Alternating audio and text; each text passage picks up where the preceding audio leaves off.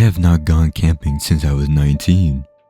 I am in my late 20s now, and people in my life think that it's a preference thing, like I outgrown it or decide I prefer hotels. The truth is that I associate forests with a specific feeling that I have never been able to shake. It is not fear in a normal sense. It's more like awareness that you are somewhere that you're not meant to be. When I was a kid, my family went camping constantly. My dad loved it, and he grew up poor and said camping was the closest thing to freedom he has ever felt. Every summer he packed up our old SUV and took us to different camping grounds across the state. Most of them were normal places, fire pits, number sites, bathrooms that smelled like chemicals. I never had any problems at those. The place this story happened was different. It was a smaller camping ground, technically part of a state forest, far enough from the main roads that there was no traffic noise. The ranger station was like 20 minutes away. The sites were spread out and the trails were poorly marked. My dad loved it because it felt untouched. I remember him saying that word a lot, untouched. When I was 17 at the time, I brought my friend Tyler with me. Tyler grew up in the city and thought camping was basically sleeping in a horror movie set. He was nervous the entire drive up there, making jokes about bears, serial killers. I remember rolling my eyes, telling him, "You watch too much YouTube videos." Our campsite was right near the edge of the woods, not far from a trailhead. There was a small wooden sign that listed 3 trails. 2 of them had names and distance. The third one was barely legible. The paint had peeled off so badly that you can't even read the name, just the arrow pointing into the trees. The first night went fine. We cooked hot dogs and sat around the fire and talked about school and girls. You know, teenager shit.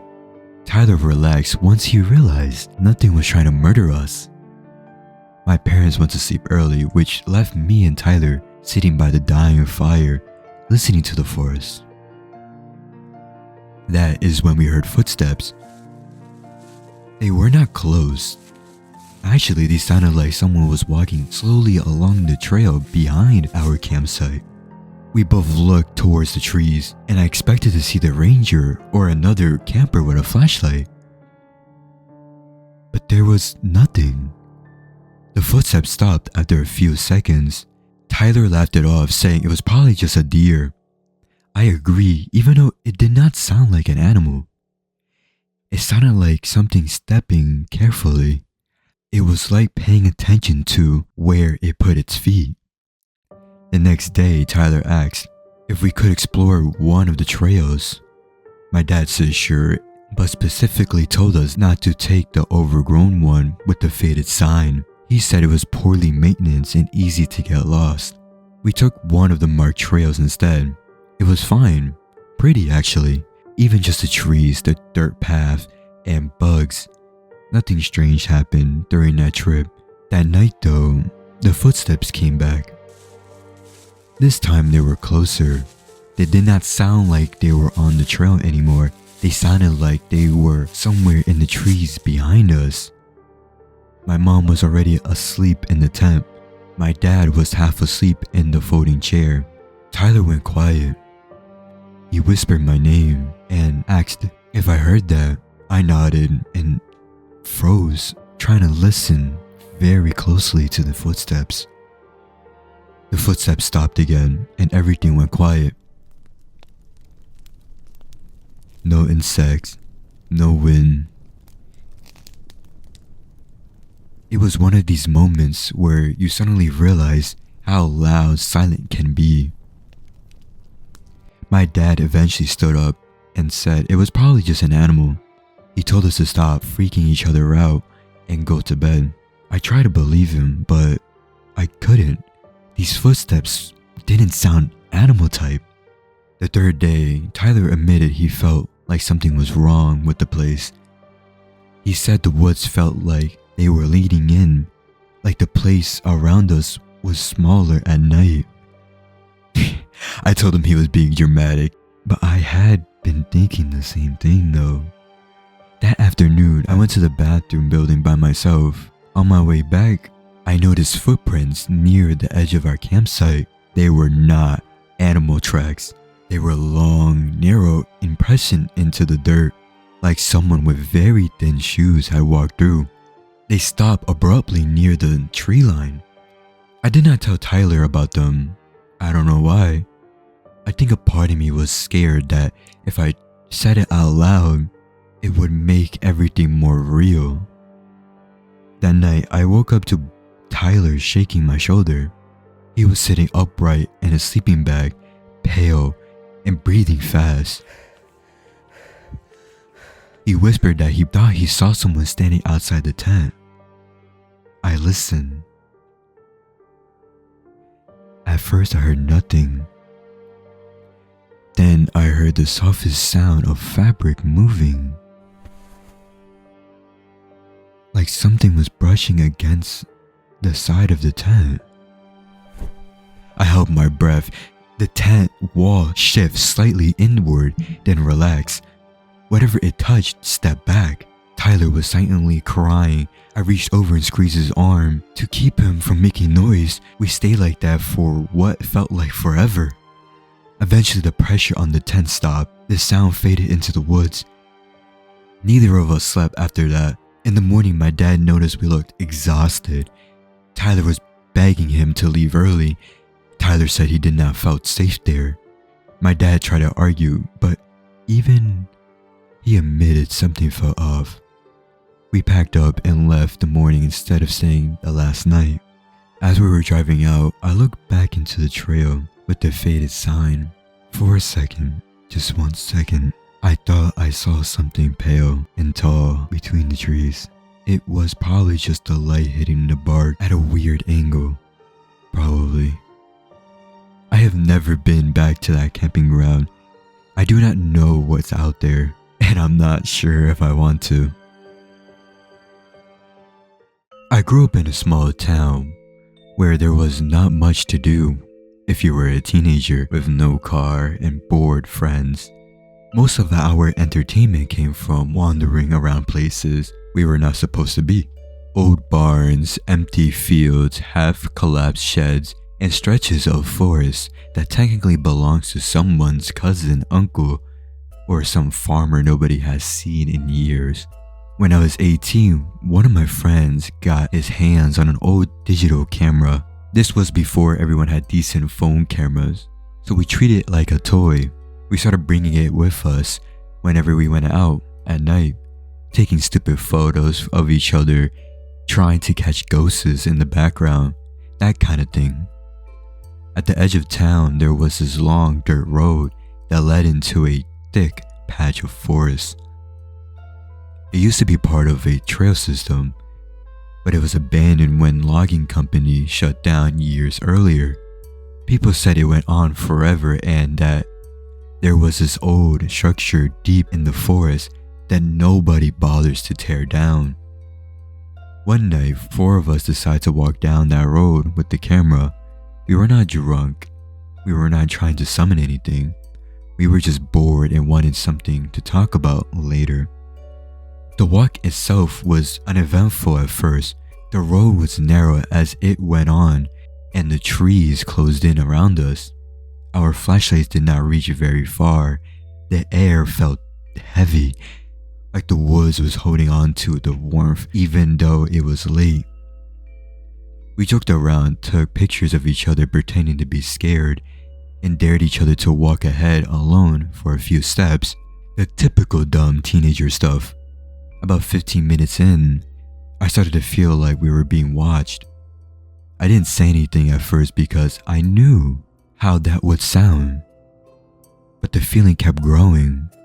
It felt personal, like something was paying attention to me specifically. I turned around a few times expecting to catch one of my friends trying to scare me, but it was no one behind me. The road was empty. We reached the point where the dirt road ended and turned into what looked like an old footpath. There was an old wooden sign nailed to the tree.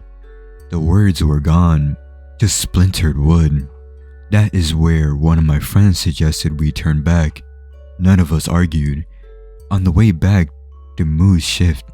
Nobody was joking anymore. We walked close together. The woods were louder, full of random sounds that felt too close for comfort. We sat in my friend's garage and scrolled through the photos we had taken. At first, everything looked normal. Bad angles, blurry face, the flashing reflections off the leaves. Then we got to the photo of me standing near the broken sign. Behind me, far back between the trees, there was something tall and pale. At first, I thought it was a trick of the light, but the shape looked too defined. It stood against the darkness. It had no face. It had no visible features. Just a long, pale shape that did not look like a tree. My stomach dropped. One of my friends laughed nervously and said it was probably just a branch catching the flash. But none of us believed that. The shape was upright, like it was positioned like someone was standing still. We went quiet. The garage felt too small. The worst part, none of us remembered seeing anything there when the photo was taken. I remember that moment clearly. I remember posing, rolling my eyes at the camera, thinking about how stupid we probably looked. I did not remember anything behind me. We deleted the photo. I don't know why. Maybe we thought that would make it go away. It didn't help. That night, I had a dream about being watched from the trees. I woke up with my heart racing and the feeling that someone has been standing in my room. Nothing else happened after that. No missing people, no dramatic encounters, just quiet, lingering sense that whatever was in that photo has been there, whether we have noticed or not. I stopped going down that road after that. 3 days had passed and my friends were joking that the thing in the photo was Slenderman. I don't think it was, because Slenderman's fictional. I told them to stop joking about Slenderman. Some things are only funny when they stay fictional. My younger brother and I used to camp with our uncle every summer when we were kids. He was one of those people who generally love the woods and wanted us to love them too. He taught us how to set up tents properly, how to build a fire without a lighter fluid, and how to tell which animals made which track in the dirt. Some of my best childhood memories are from those trips. When I was 16 and my brother was 12, our uncle took us to this remote campsite near the lake that barely show up on most maps. It was technically part of a public forest, but it felt forgotten. The road leading to it was narrow and poorly maintained. There was no cell service once you got deep enough into the trees. The first day was normal. We went fishing, skipped rocks on the water, and cooked dinner over the fire. My brother was in a great mood. He loved being away from the home and showing off that he can handle the outside like an adult. That night, while we were sitting by the fire, my brother suddenly went quiet. He stared past our uncle's shoulder towards the trees across the lake. At first, I thought he was just zoning out. I asked him, what was he looking at? He didn't answer right away. When he finally spoke, his voice sounded like small. He asked if there was supposed to be someone standing over there. Our uncle laughed and said no, that it was just a shadow. He shined his flashlight across the water. The beam hit the trees and reflected off the leaves and branches. Nothing stood out. But my brother did not relax. He kept his eyes fixated on the same spot. Later that night, we were in our sleeping bags when I heard my brother whisper my name. He told me he did not want to be there anymore. He said the trees on the other side of the lake felt wrong, like they were closer than they should be. I tried to calm him down. I told him that he was just tired and letting his imagination get the better of him. Even as I said it, I could not shake the feeling that the space across from the water felt different. The darkness there seemed heavier. The absence of light meant something more than just shadows. At some point, I heard movement near the edge of the campsite. It was slow and deliberate, like something was shifting its weight on the ground. I laid still, listening. The sounds were faint but steady. I wanted to wake up our uncle, but I did not, because I was afraid of sounding stupid. The next morning, my brother refused to go near the water. He stayed close to the tent. It would not look towards the trees.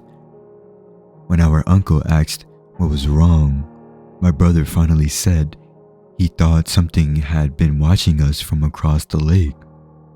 Our uncle went quiet. He did not laugh this time. He told us we would pack up after breakfast and head home early. On the drive back, my brother stared out the window. It did not say much. For months afterwards, he had trouble sleeping. He started insisting on keeping the curtains closed at night. He stopped wanting to go on camping trips together. Years later, he admitted that what scared him the most was not seeing something specific. It was the feeling that something had noticed him. I still go near lakes. I still walk in the woods sometimes, but I do not stay long, and I never looked too hard into the trees across the water.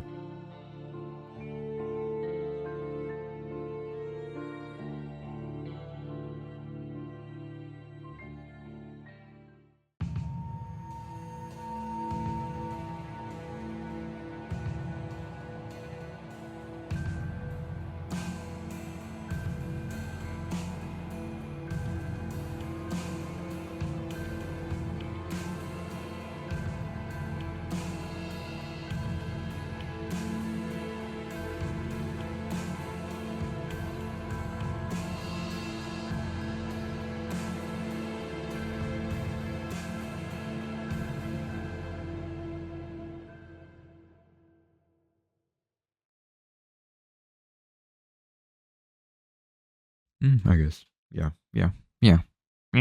Tyler. I did not tell. Tyler. Why am I? The air felt heavy. The